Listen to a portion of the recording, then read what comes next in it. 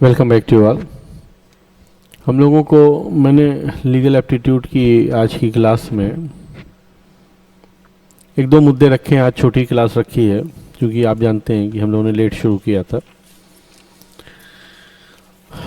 तो एक तो मैंने आज ये सोचा है आपके से बात करने के लिए कि कांग्रेस अध्यक्ष श्री राहुल गांधी जी का जो मैटर है मानहानि का, वो क्या है और उसमें क्या विधि के बिंदु हैं, लीगल पॉइंट्स क्या हैं। ये इसलिए जो है चर्चा में आया, ये मेरे दिमाग में क्यों आया, ये है कोई बहुत इसमें खास बात नहीं है, लेकिन ये खास बात इसलिए बन जाती है या बन गई मेरे लिए क्योंकि जब अभी हम मानहानि पढ़ रहे थे तब उसमें हमने एक स्पष्टीकरण देखा जिसमें हमने ये देखा कि अगर कोई ग्रुप है, कंपनी है या कोई वो है जिसको हम कहते हैं कि एसोसिएशन है, तो वो जो एसोसिएशन है ग्रुप ऑफ पीपल का यानी व्यक्तियों का, वो जो ग्रुप ऑफ कई सारे व्यक्तियों को मिलकर एक एसोसिएशन है, तो जब तक हम उस परिस्थिति में उसे ना कहें तब तक वो मानहानि नहीं होगी। ये मुद्दा था। मुझसे किसी ने पूछा कि राहुल गांधी जी को क्यों किया गया है, तो एक बात ये ध्यान रखना है कि जब आप 499 के उस स्पष्टीकरण को पढ़ते हैं तो वहाँ पर जो बात है उसमें जो ग्रुप ऑफ पीपल है वो निगमित निकाय के संबंध में है। निगमित निकाय का मतलब जैसे कोई बार एसोसिएशन है, कोई कंपनी है, मेडिकल काउंसिल ऑफ इंडिया है, बार काउंसिल ऑफ इंडिया है, या इस तरीके का जो निगमित निकाय है उसके बारे में जब आप कोई बात कहते हैं तब वो स्पष्टीकरण लागू होता है। लेकिन इस कांग्रेस अध्यक्ष के संबंध में ये बात लागू नहीं होती है। तो मैं सबसे पहले मैंने आपकी सुविधा के लिए एक लिस्ट ऑफ डेट बनाया है, यानी कि घटनाओं का एक क्रम बनाया है आप लोगों के लिए, और उस घटना के क्रम को आप सुनिए और उसके बाद फिर जो है हम लोग दोनों का आर्गूमेंट देख लेते हैं और फिर दोनों का देखते हैं कि क्या कहा है कोर्ट ने। तो सबसे पहले ये जो कहानी शुरू होती है वो शुरू होती है जब 17वीं लोकसभा के जनरल इलेक्शंस हो रहे थे 2019 में, और एक पब्लिक इवेंट में कोलार एक जगह है, कोलार माइंस कर्नाटका में, वहाँ पर तो राहुल गांधी जी ने वहाँ 13 अप्रैल 2019 को अपने पब्लिक गैदरिंग के एक भाषण में कहा, मैं एग्जैक्टली वो फ्रेज पढ़ के आपको सुना रहा हूं कि इन सब चोरों का नाम मोदी मोदी मोदी क्यों है?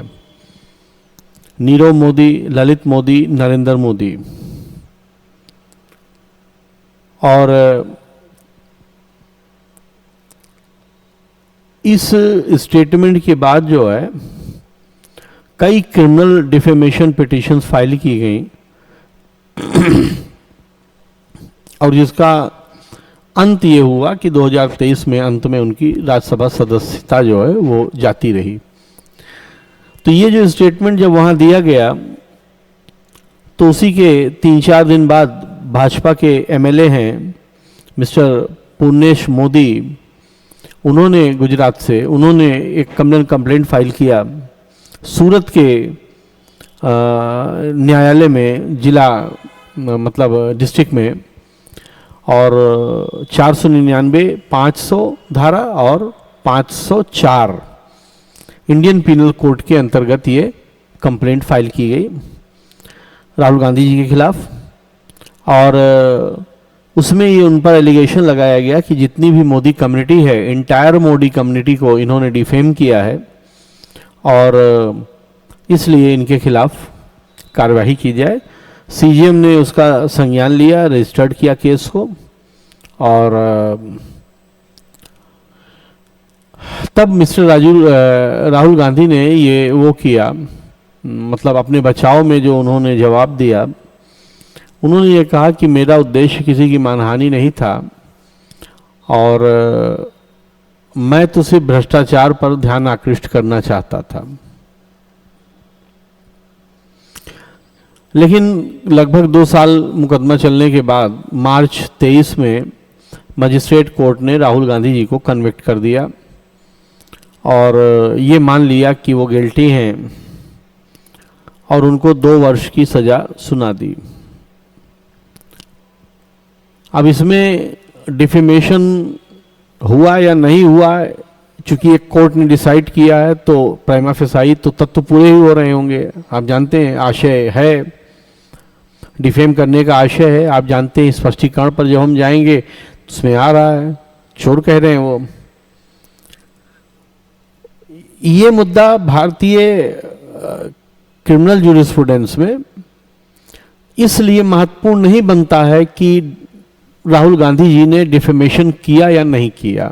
वो तो राजनीति में नेताओं के आचार व्यवहार में इतनी छूट उनको मिलनी चाहिए कि वो अपनी बातों को कह सके, और वो एक अलग मुद्दा है कि व्यक्ति जब मंच पे होता है तो पॉलिटिकल प्रेशर में या पॉलिटिकल टेम्परेचर के बढ़ने से वो थोड़ा सा सीमा को भटक जाता है, वो उसमें कोई दो राय नहीं है। ये मुद्दा महत्वपूर्ण इसलिए बन गया 2 कारणों से। एक कारण तो उसका यह था कि क्या संसद सदस्यों को इतनी छूट अभिव्यक्ति की स्वतंत्रता की नहीं मिलनी चाहिए जिससे वो अपनी बात रख सकें। एक तो ये अभिव्यक्ति की आज़ादी का प्रश्न बना जो मानहानि से कर्टेल हो रहा था, यानी अनुच्छेद 19 के पहले खंड और अनुच्छेद 19 के दूसरे खंड के समायोजन की व्याख्या अब आवश्यक हो गई थी।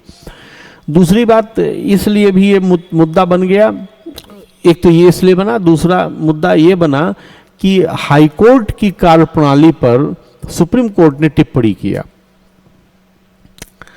वो टिप्पणी करना इसलिए क्यों जरूरी हुआ ये अभी बताऊंगा आपको। तो ये अभी पेंडिंग है ये मामला सुप्रीम कोर्ट में, और देखें उसमें क्या डिसीजन होता है। हाई कोर्ट में भी अभी अपील मेरिट पर इसकी सुनी जानी है, तो अभी ये लंबा चलेगा, लेकिन ये चर्चा में इसलिए है, ये आपको ध्यान में रखना चाहिए। एक तो ये मुद्दा, और दूसरा मुद्दा जो मैंने मुझसे पूछा था किसी ने कि वो मोदी पूरी कमेटी को कहा तो क्यों नहीं रिफॉर्मेशन माना गया या क्यों नहीं है वो, तो वो है, ये आप नहीं मानेंगे, ये नहीं है, वो है कि कन्विक्ट हो रहे हैं।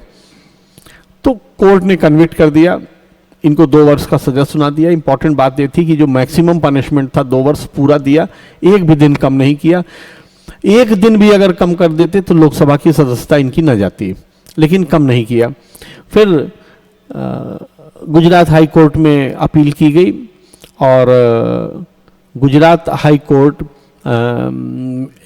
इसी कन्विक्शन के बाद, ये कन्विक्शन हुआ है मार्च 23 में, और इसी कन्विक्शन के बाद 24 मार्च 2023 को लोकसभा सेक्रेटरीट ने एक नोटिफिकेशन जारी किया और इलेक्शन कमीशन ऑफ इंडिया को उसे भेज दिया, और उसमें उन्होंने ये कहा, मैं यहां लिख रहा हूं, उसमें उन्होंने इन प्रोविजंस का हवाला लिया। एक तो उन्होंने कहा कि धारा 8 जो है वो लोक प्रतिनिधित्व अधिनियम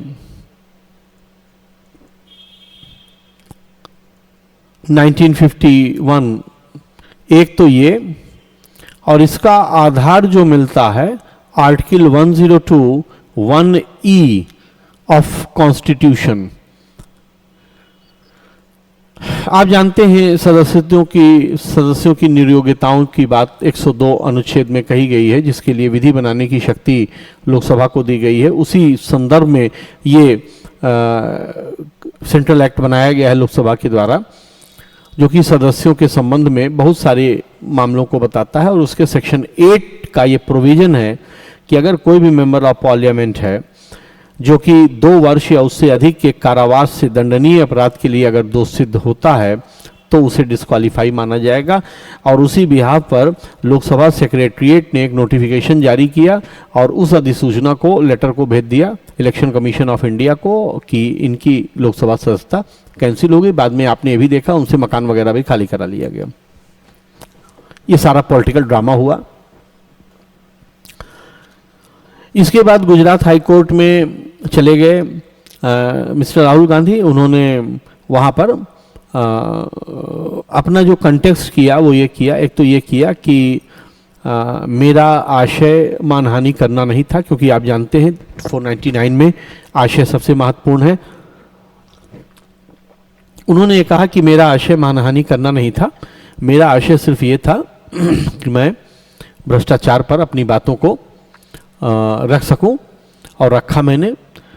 दूसरी बात यह है कि ये जो कन्विक्शन किया गया है, यानी दोष सिद्ध मुझे किया गया है, ये मेरी भाषा और अभिव्यक्ति की स्वतंत्रता के विपरीत है, ये बहुत ज़्यादा है।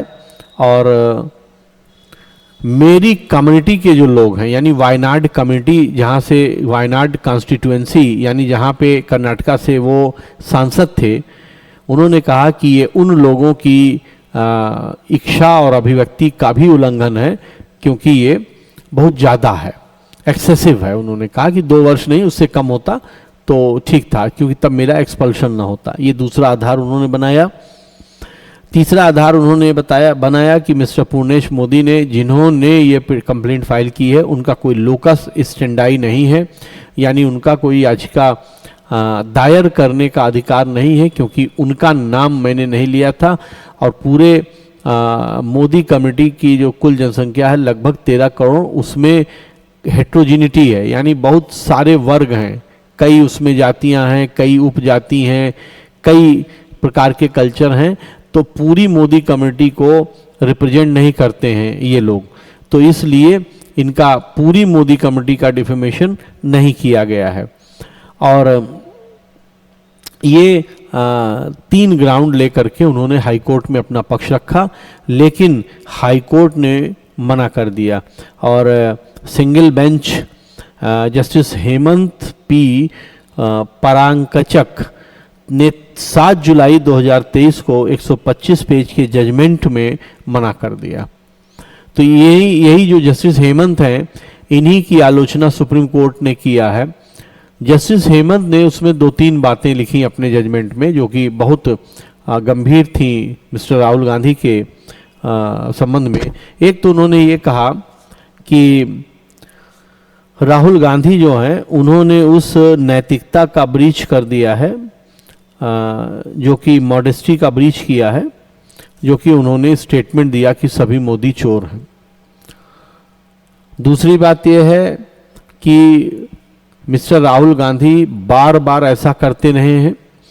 इलेक्शन कमीशन ऑफ इंडिया के द्वारा उनको चेतावनी दिए जाने और भाजपा या कई अन्य एमपी एमएलएस के द्वारा शिकायत किए जाने पर उनको कई बार इस बात की चेतावनी दी गई, लेकिन उन्होंने अपना रुख नहीं बदला और लगातार वो मोदी सरनेम के पीछे पड़े रहे। इसलिए वो हैबिचुअल ऑफेंडर हैं, लगातार उन्होंने अपराध किया है। 2 शब्द, एक तो मॉडेस्टी का ब्रीच करना, ये एक बहुत टिपिकल यूज किया जजमेंट में। दूसरा हैबिचुअल ऑफेंडर हैं, ये यूज किया। कोर्ट ने यह भी कहा कि उनके अगेंस्ट कई पिटिशंस क्रिमिनल डिफेमेशन की पेंडिंग है। और तीसरी बात उन्होंने कहा कि ये करके उन्होंने मॉरल टर्पिट्यूड, यानी कि नैतिक अधमता का अपराध किया है, और इसलिए वो उनको जो है कोई रिलीफ नहीं दी जाएगी। और उन्होंने जो नीचे उसका जजमेंट था उसको कंफर्म कर दिया। इसी के अगेंस्ट सुप्रीम कोर्ट में चले आए ये सारे लोग। और सुप्रीम कोर्ट में जो कंटेंशन लिया उसमें 2 बात कही। उनके जो लॉयर थे mister Abhishek Manu Singhvi, senior lawyer हैं सुप्रीम कोर्ट के, कांग्रेसी नेता भी रहे हैं, उन्होंने 2 बात कहा। एक बात तो ये कहा कि ये पूरा मामला जो है वो बायस है। बायस का मतलब है कि वो किसी पूर्वाग्रह से ग्रसित है, वो भेदभाव भरा है। इसलिए कि मिस्टर राहुल गांधी जी को अगर 2 साल से 1 दिन की भी कम सजा दी गई होती तो वो डिस्क्वालीफाई ना होते, लेकिन उन्हें मैक्सिमम पनिशमेंट दिया गया। दूसरी बात, इस बात पर विचार नहीं किया गया कि वो देश की सबसे बड़ी पार्टी के, जिसका एक बहुत बड़ा इतिहास रहा है, उनके परिवार का एक इतिहास रहा है, उनके परिवार में 3-3, 4-4 प्रधानमंत्री रहे हैं, इस बात का हाईकोर्ट ने और लर्नेड जो जज थे उन्होंने बिल्कुल भी महत्व नहीं दिया। उनका कोई आपराधिक इतिहास नहीं है। पॉलिटिकल रैली के क्रम में ये बातें कही गई थी, इसको बहुत सीरियस नहीं लेना चाहिए था, और अगर ले भी लिया था यानी उनको दंडित करना ही चाहिए था तो जुर्माना भी दिया जा सकता था, चेतावनी भी दी जा सकती थी, 2 साल से कम की सजा भी दी जा सकती थी, लेकिन जानबूझकर नहीं दिया गया। उसका सीधा सीधा मंशा ये थी, उद्देश्य ये था कि इनकी लोकसभा की सदस्यता चली जाए। और जो मॉरल टर्पिट्यूड शब्द यूज किया है, हैबिचुअल अफेंडर यूज किया गया है, ये बहुत आपत्तिजनक है और ये नहीं किया जाना चाहिए था। और डॉक्टर मनु सिंघवी ने ये भी कहा कि ये ऐसा करके जो उनके क्लाइंट हैं यानी राहुल गांधी जी, उनके 6 साल अमूल्य उनके कैरियर के बर्बाद हो जाएंगे, क्योंकि 2 वर्ष उनकी अभी की सदस्यता जो बाकी है वो, और आगे 1 साल ये, और आगे 6 साल तक उनको चुनाव नहीं लड़ने दिया जाएगा, तो 2024 का चुनाव भी वो कंटेस्ट नहीं कर पाएंगे, तो उनके जो कैरियर के 6, 7, 8 साल हैं महत्वपूर्ण, वो चले जाएंगे। तो इसलिए उनकी सजा को कम किया जाए। अब इसमें जो लिखा है देखिए, without a swift resolution he will lose 8 years of his career, Singhvi pleaded. बहुत इंपॉर्टेंट बात उन्होंने कही। और डिवीजन बेंच जो अपील में थी, जस्टिस गवई ने अपने आप को रेस्क्यू कर लिया। उन्होंने ये कहा कि जो सुन रही थी, इसकी सुनवाई करने के लिए अलॉट हुई थी, उन्होंने कहा कि उनके पिताजी और जो भाई हैं वो पॉलिटिकली कांग्रेस से कनेक्टेड हैं, इसलिए वो ऐसा इसकी सुनवाई नहीं कर सकते। और फिर बाद में 3 जजेस बेंच को रेफर किया गया, जो कि बाद में फिर इसको माना नहीं उन्होंने, चीफ जस्टिस ने, और फिर बेंच को रिकंस्टिट्यूट किया और जस्टिस मनोज मिश्रा और पीवी नरसिम्हा को ऐड करते हुए सुनवाई शुरू की गई, और फिलहाल उन्होंने स्टे कर दिया है सुप्रीम कोर्ट ने। तो ये पूरी कहानी थी राहुल गांधी के मानहानि केस की, जो आपने की इच्छा थी। तो जो हमको समझना था वो ये समझना था कि मानहानि तो इसमें हुआ है, माना है, मानहानि होगी भी, क्योंकि एक कम्युनिटी को रिप्रेजेंट करके नहीं कहा गया है, स्पेसिफिक कहा गया। दूसरी बात, उसके साथ ही मोदी कम्युनिटी भी इन्वॉल्व है। अब इसमें अगर नीरव मोदी और जो बाकी दोनों मोदी हैं वो तो है नहीं, और प्रधानमंत्री जी ने ये पिटीशन फाइल नहीं की है। इस पूरे मामले को रिप्रेजेंट करते हुए पूर्णेश मोदी ने जो फाइल किया है, ये आपत्ति है राहुल गांधी की तरफ से कि ये पूरी मोदी कम्युनिटी को रिप्रेजेंट नहीं करते हैं।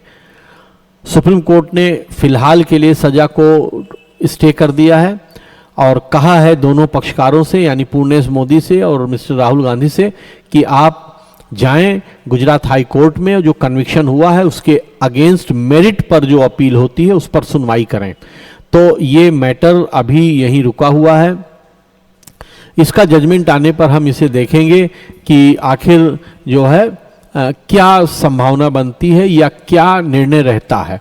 फिलहाल के लिए हम यही मानेंगे कि जो ऑनरेबल सिंगल बेंच का निर्णय था कि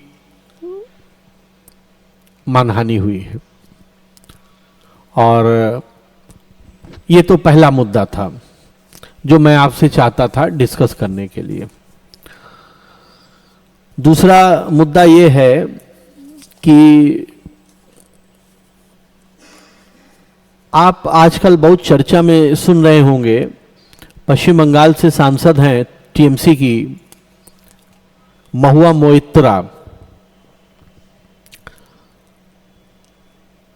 तो इनके संबंध में ये एलिगेशन लगाया गया है कि इन्होंने पैसे लेकर के प्रश्न पूछने का कृत्य किया है। ये एक गंभीर आरोप है किसी भी संसद सदस्य के ऊपर, और मैं आपको कुछ फैक्ट इसका बताता हूं।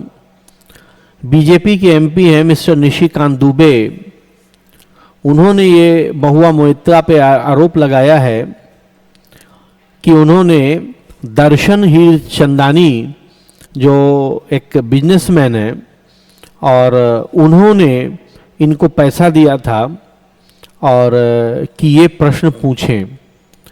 और ये बात सिर्फ यहीं तक सीमित नहीं है, ये बात मैं मान सकता हूं कि बिजनेस के जो हाउसेज हैं वो सांसदों को इन्फ्लुएंस करने के लिए, अपने फेवर में कोई बात मुद्दा बनाने के लिए या कुछ लाभ लेने के लिए प्रश्न पूछने के लिए कहते हैं। इसमें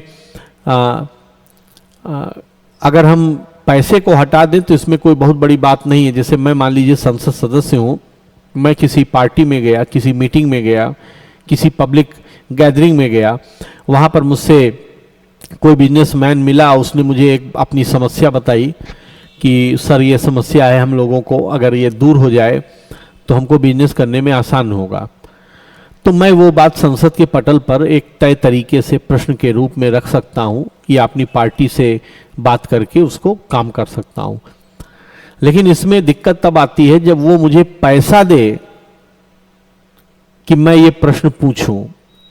तो महुआ मोइत्रा के ऊपर ये आरोप लगा। ये आरोप भी मैं समझता हूं बहुत गंभीर नहीं है, पहले भी ऐसे आरोप लगते रहे।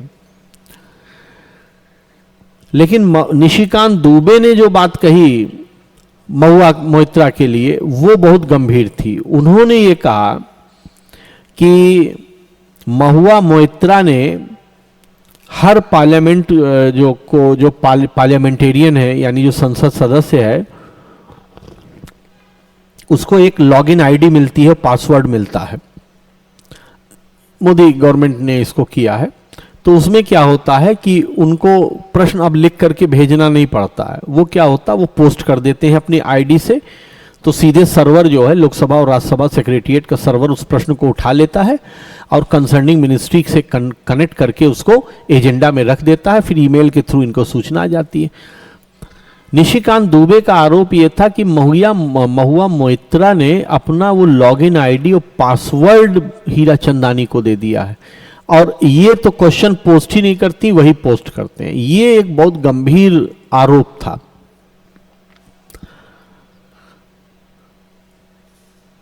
ये आरोप मैं इसलिए आपको बता रहा हूं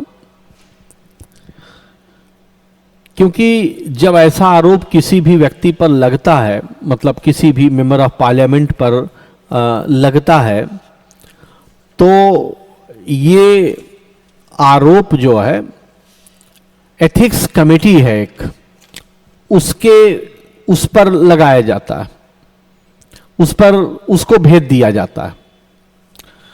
तो मैं आपको एथिक्स कमेटी के बारे में बताना चाहता था कि ये क्या होती है।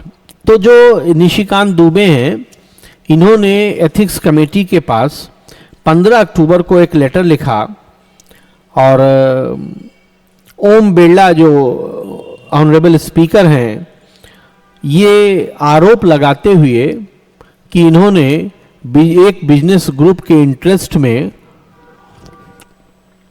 प्रश्न पूछा है पैसे लेकर के, और इन्होंने कहा कि एक कमेटी सेटअप किया जाए और वो इनकी जांच करे इन आरोपों की, और इनको सस्पेंड किया जाए। तो ये पूरा जो प्रोसेस है ये एथिक्स कमेटी के पास भेजा जाता है। एथिक्स कमेटी जो है वो कमेटी होती है, लोकसभा और राज्यसभा दोनों में ये कमेटी होती है, ये वह कमेटी है जो कि जितने भी सदस्य होते हैं उनके नैतिक आचरण को कंट्रोल करने के लिए बनाई जाती है। तो ये कमेटी है, इसका जो शुरुआत है वो 1996 में प्रिजाइडिंग ऑफिसर्स की दिल्ली में कॉन्फ्रेंस हुई थी, जिसमें ये बात तय किया गया कि ऐसी कोई एक कमेटी होनी चाहिए जो आचरण पर ध्यान दे, और तब इसका निर्माण किया गया, यानी ये पिक्चर में आ गई। उसके बाद 4 मार्च 1997 को तत्कालीन वाइस प्रेसिडेंट और चेयरमैन राज्यसभा डॉक्टर के आर नारायणन ने एथिक्स कमेटी को राज्यसभा में बनाया, जो कि नैतिक आचरण को कंट्रोल करने के लिए और उन परिवादों की जांच करने के लिए बनाई गई जो संसद सदस्यों के खिलाफ की जाती थी। उसके बाद 2000 में जो तत्कालीन स्पीकर थे श्री GMC वालयोगी, उन्होंने एक एडहॉक कमेटी बनाई और बाद में 2015 में परमानेंट कमेटी बनी, उसी कमेटी के सामने भेजा गया था। तो ये जो कमेटी है, ये इसका मैं आपको वो बताता हूं कि इसमें जो है कितने मेंबर्स रहते हैं। तो जो एथिक्स कमेटी है लोकसभा की, उसमें 15 मेंबर्स रहते हैं, और जो राज्यसभा की एथिक्स कमेटी है वो जो है 10 मेंबर से मिलकर बनती है, जिसे लोकसभा के जो स्पीकर होते हैं वो 1 वर्ष के लिए चुनते हैं, और वहाँ पर चेयरमैन जो होते हैं उनको उनके सभापति महोदय चुनते हैं 1 वर्ष के लिए, और फिर उसके बाद चेंज हो जाता है। इसमें सभी दलों के सदस्य रहते हैं जो कि करते हैं। ये जो कमेटी होती है ये सारे सदस्यों के नैतिक आचरण पर ध्यान देती है। हर मेंबर के खिलाफ अगर कोई शिकायत की जाती है तो उसकी जांच करती है और फिर हाउस को अपना रिकमेंडेशन भेजती है। और इसके अलावा इस कमेटी का ये भी काम है कि ये मोरल कोड ऑफ कंडक्ट बनाए, और बनाया भी है इसने, जो कि हर सदस्य को पालन करना आवश्यक होगा। तो इसमें अब प्रक्रिया कैसे होती है? तो इसमें जो शिकायत है, यानी आप किसी भी सदस्य के अगेंस्ट शिकायत करेंगे, वो शिकायत जो है कोई मेंबर ऑफ पार्लियामेंट ही कर सकता है, यानी कोई संसद सदस्य ही करेगा, हम आप नहीं कर सकते। अगर मान लीजिए मुझसे ही पैसा मांग लिया किसी एमपी ने कि हम प्रश्न पूछेंगे, लाओ पैसा दो, तो अगर मुझे शिकायत करना होगा तब मैं भी किसी मेंबर ऑफ पार्लियामेंट के थ्रू ही करूंगा, यानी मैं स्वयं शिकायत नहीं कर सकता हूं, मैं मेंबर ऑफ पार्लियामेंट के थ्रू करूंगा। अब इसमें क्या है कि जब मेंबर ऑफ पार्लियामेंट शिकायत करता है तो स्पीकर को शिकायत करता है कि इन्होंने ऐसा ऐसा किया है। फिर स्पीकर उस पूरी शिकायत को इसी एथिक्स कमेटी के पास भेज देती है। ये एथिक्स कमेटी उसकी जांच करती है, उस व्यक्ति को बुला सकती है, जैसे कि मेरे पास डेट शायद होगी, मैं अभी आपको बताता हूं। देखिए, अक्टूबर 19 को दर्शन हीरा नंदानी, जिनके खिलाफ था कि इन्होंने पैसा दिया है, उनसे एथिक्स कमेटी ने एफिडेविट फाइल कराया है, और ये दुबई में रहते हैं। और इन्होंने ये बात कही है कि महुआ मोइत्रा को मैंने अटैक करने के लिए किया है, कहा था कि मोदी जी और डानी पर अटैक किया जाए। उसके अलावा निशिकांत दुबे को भी फाइल कराया है। उसके बाद नवंबर 5 को महुआ मोइत्रा को बुलाया था, वो पहले नहीं आई, फिर बाद में वो आई हैं, और फिर बाद में उन्होंने पोस्ट से सूचित किया कि जो है मैं नहीं आ पाऊंगी। बाद में वो आई, और 27 अक्टूबर को उन्होंने ये एक्सेप्ट किया कमेटी के सामने कि उन्होंने अपना पार्लियामेंट लॉगिन और पासवर्ड डिटेल अपने फ्रेंड दर्शन हीरानंदानी को दिया था, लेकिन उन्होंने इस बात से बिल्कुल इनकार कर दिया कि उन्होंने उसके लिए कोई पैसा लिया था। उन्होंने सिर्फ ये कहा कि एक फ्रेंडली जो कार्य है ये वो था। और इसमें उन्होंने क्या कहा है, देखिए मैं उन्होंने इनके सामने नहीं कहा है, एथिक्स कमेटी के सामने उन्होंने इंडियन एक्सप्रेस को एक इंटरव्यू दिया, उसमें उन्होंने ये कहा कि no MP type her his own question, I have given him the password and log in for someone in office to type it down and upload. इन्होंने ये कहा कि मैंने इसलिए नहीं दिया था कि वो मेरे लिए क्वेश्चन पूछेंगे, क्वेश्चन तो मैंने ही उसे लिख के दिया था, लेकिन मैं टेक्निकल बातों को समझ नहीं पाती हूं, तो मैंने सिर्फ उनको ये कहा था कि आपके ऑफिस में कोई ऐसा व्यक्ति हो जो इसे टाइप करके अपलोड कर दे, तो सिर्फ इतना मैंने किया है। और उन्होंने साथ साथ ये भी कहा कि कोई भी मेंबर ऑफ पार्लियामेंट ऐसा नहीं है जो अपना क्वेश्चन खुद पोस्ट करता है, वो करवाता है। और इस क्रम में फिर जो है बहुत सारी बातें और थी कि वो हाई कोर्ट चली गई, फिर हाई कोर्ट में उन्होंने जो बात कहा इत्यादि इत्यादि, इसमें बहुत सारी बातें हुई।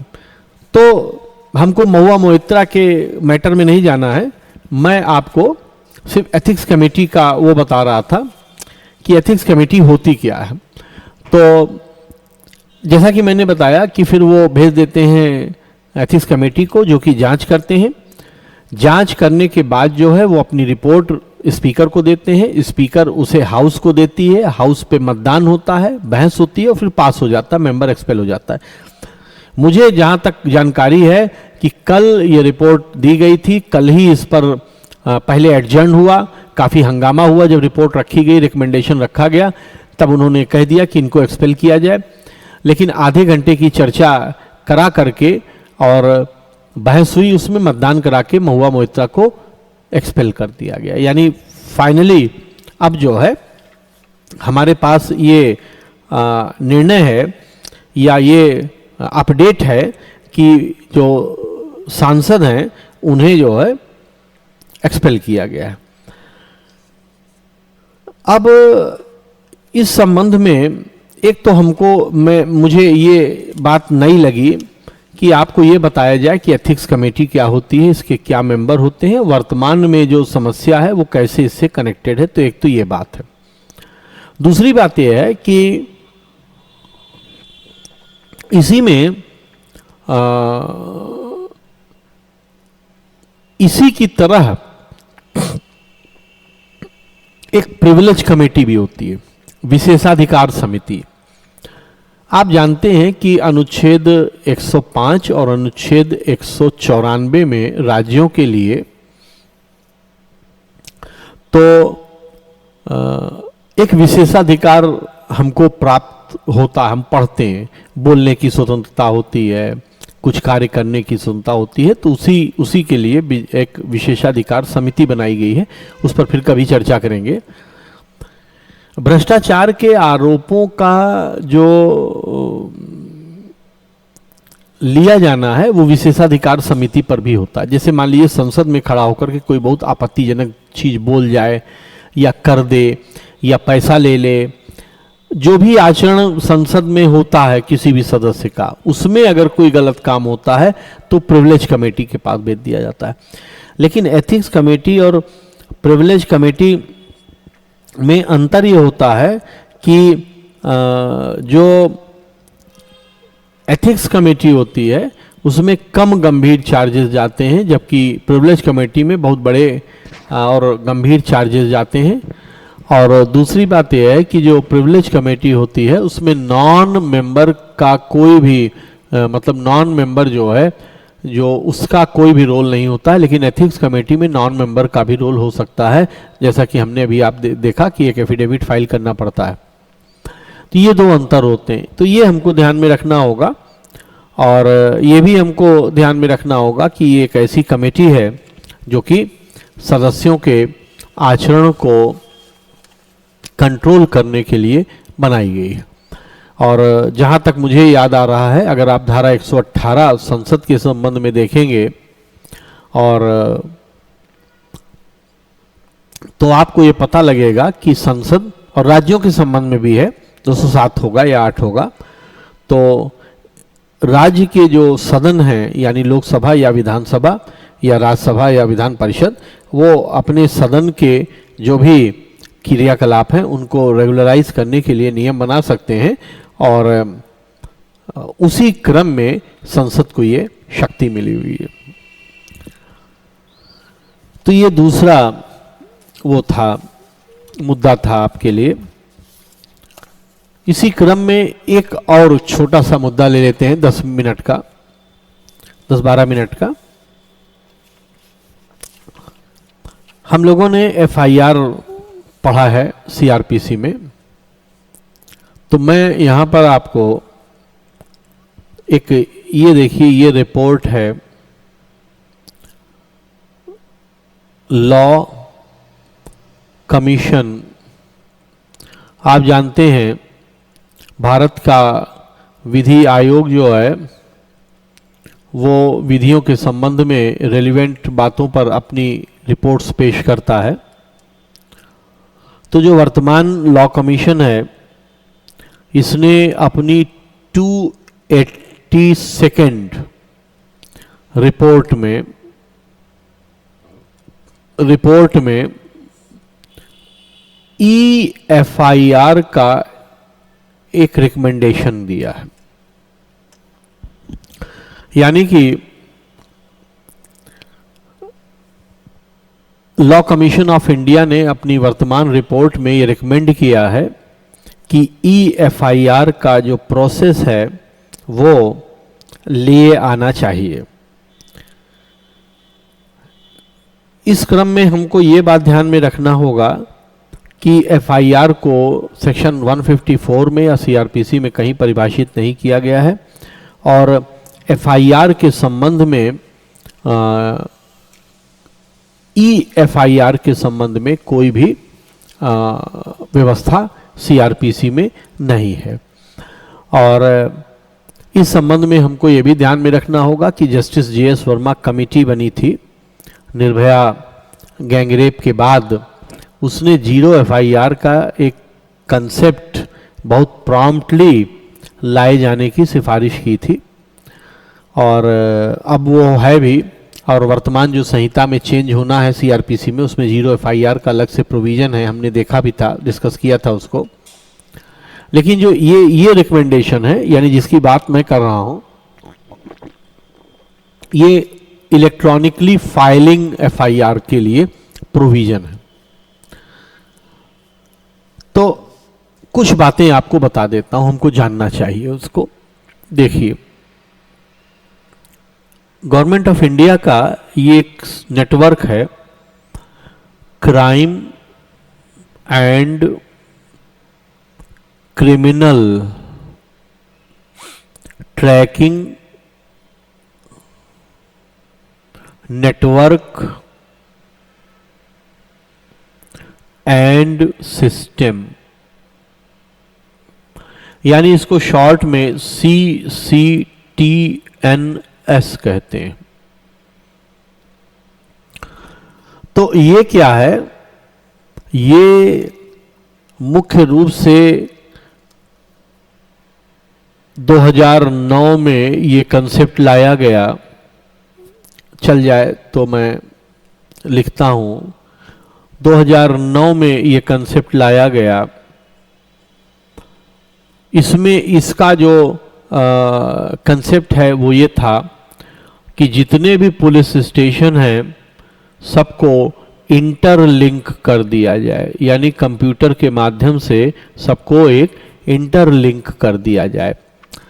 तो ये एक सॉफ्टवेयर प्रोग्राम है जो कॉमन एप्लीकेशन डेटाबेस के तहत चलता है, और कोशिश की जा रही है कि भारत में जितने भी पुलिस स्टेशन हो सबको इंटरलिंक कर दिया जाए। तो उसमें क्या होगा कि जैसे मान लीजिए किसी व्यक्ति ने एफआईआर किया एक्स के अगेंस्ट, तो तो इसको 16 डिजिट या 18 डिजिट का एक नंबर मिल जाएगा और इस व्यक्ति का नाम और इसकी डिटेल, फोटो और अन्य बायोमेट्रिक डिटेल कहीं भी पूरे इंडिया में किसी भी पुलिस स्टेशन में डाली जाएगी तो वो एफआईआर की पूरी डिटेल, उस व्यक्ति की पूरी डिटेल उस पुलिस स्टेशन के पोर्टल पर भी शो करेगी। तो ये फायदा इसका ये होगा कि पूरे इंडिया में किसी व्यक्ति के खिलाफ कहाँ पर भी एफआईआर है, किस डिटेल के साथ, वो पूरा वहाँ पर अपलोड हो जाएगा।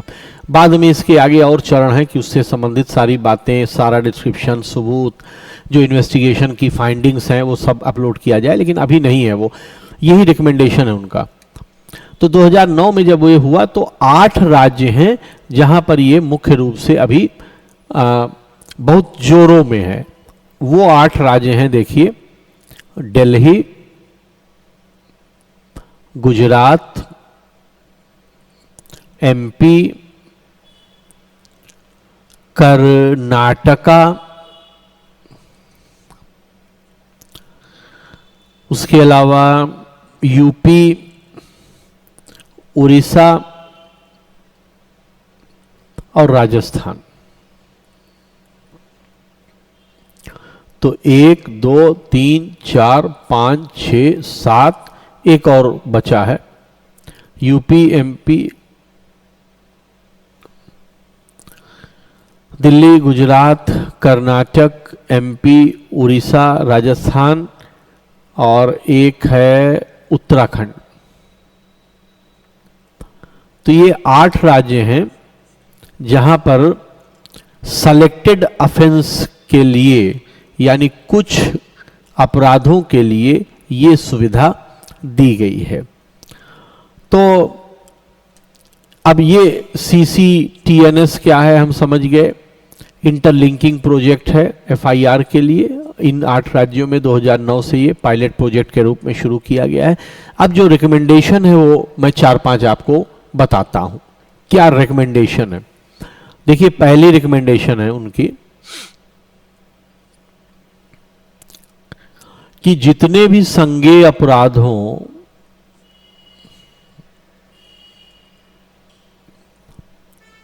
जहां की अभियुक्त अज्ञात हो,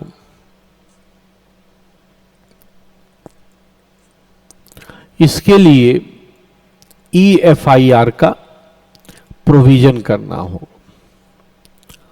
और दूसरी बात, अगर कोई संज्ञेय अपराध है जिसमें अभियुक्त ज्ञात है,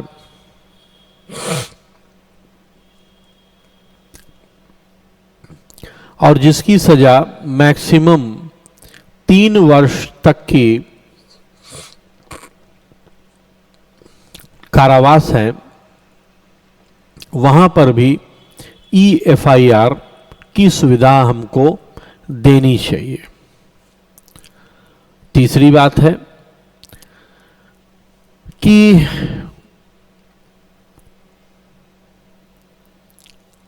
ये जो हम यहां पर देंगे किसी भी व्यक्ति के खिलाफ EFIR करने की सुविधा, इसके साथ साथ स्ट्रिक्ट गाइडलाइन होनी चाहिए ताकि इसका मिसयूज ना हो सके। क्योंकि देखिए, इसमें क्या होगा कि आप हिंदुस्तान में, पूरे भारतवर्ष में कहीं भी बैठे हुए आप किसी भी व्यक्ति के अगेंस्ट FIR करा सकते हैं।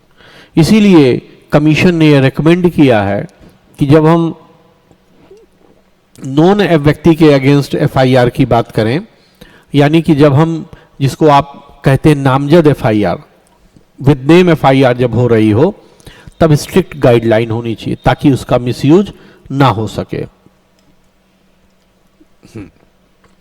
इसके अलावा उन्होंने ये भी रिकमेंड किया, ऐसे मामले जैसे विवाह से संबंधित मैट्रिमोनियल जो डिस्प्यूट्स हैं वो, वाणिज्यिक जो डिस्प्यूट्स हैं वो, भ्रष्टाचार के जो मामले हैं वो, या मेडिको नेग्लिजेंस के जो मामले हैं इन वो, यानी जिनमें एफआईआर के पूर्व प्रारंभिक जांच मैंडेटरी है,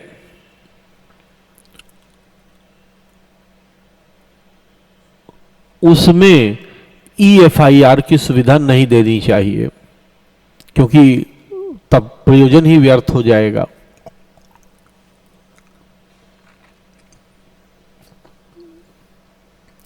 इसके अलावा यह भी रिकमेंड किया गया है कि सेक्शन 155 सीआरपीसी के अंतर्गत जो असंज्ञेय अपराधों की शिकायत होती है, इसमें ईएफआईआर मैंडेटरी बना दिया जाए, यानी कि आपको इसके लिए थाने को जाने की जरूरत नहीं होगी। आप सिर्फ किसी भी कंप्यूटर से बैठ करके उसको कर सकते हैं, मैंडेटरी कराया।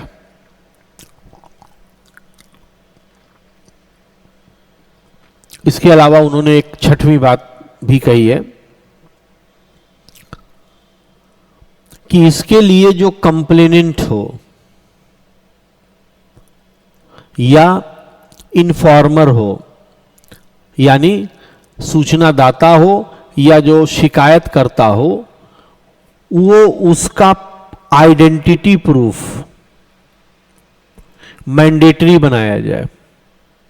जैसे उन्होंने कहा है आधार एंड पैन, यानी जब भी आप शिकायत करें तो आपको अपना आइडेंटिटी वहां अपलोड करनी होगी, उसमें आधार नंबर अपलोड करना होगा या पैन या जो भी आपका उन्होंने जो लिस्ट दिया है उसको मैंडेटरी बनाया जाए।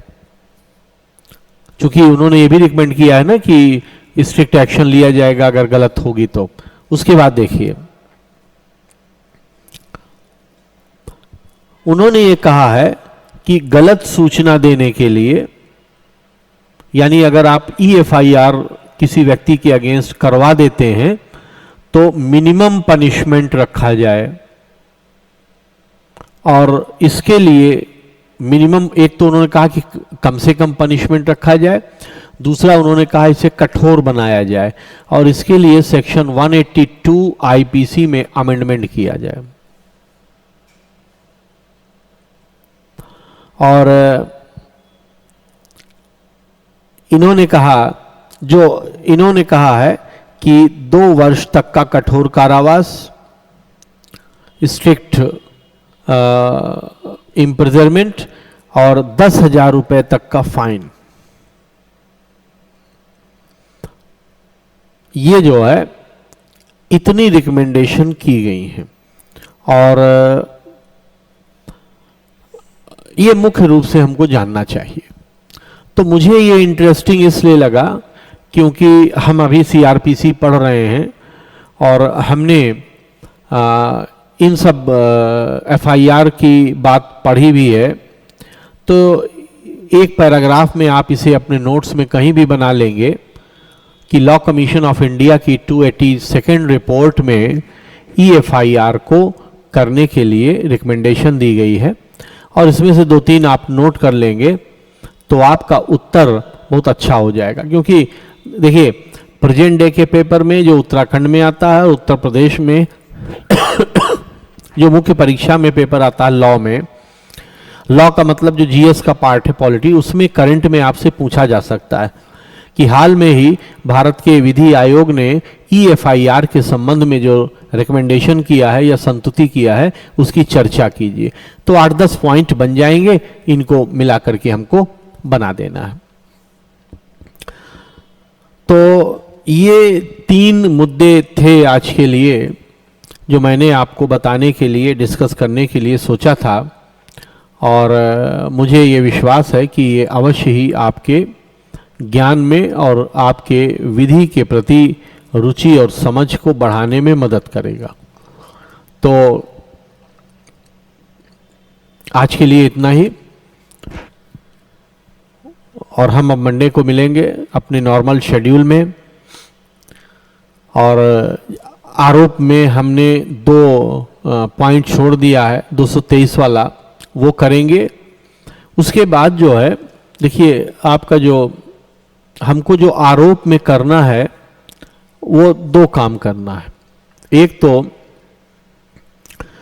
आरोप में अगर कोई गलती हो जाए तो उसका क्या फर्क पड़ेगा, तो 215 से लेकर के 217 तक ये पढ़ना है, लिखना है। तो राइट प्लस रीड, एक तो ये काम करना है। दूसरा काम ये करना है कि जो आरोप के प्रश्न एमपी या छत्तीसगढ़ के आपके जो भेजे गए हैं उसमें हमको चार्ज फ्रेमिंग करना है। तो चार्ज फ्रेमिंग करके मैं आपको बताऊंगा कि क्या है वो। और फिर तीसरे क्रम में चैप्टर 13 हमको पढ़ना है। ये इसी तरह है जैसे 218 वाला है, एक कि न्यायालय में कहाँ कहाँ वाद दायर हो सकता है, कौन कौन से न्यायालय, समझने में कोई बहुत दिक्कत नहीं होगी, आराम से इसको समझ लिया जाएगा। तो ये काम, ये एजेंडा हमारा मंडे का रहेगा। और मैं एक बार डेट देख लूं कि मंडे को कौन सी डेट है। मंडे को 11 तारीख है।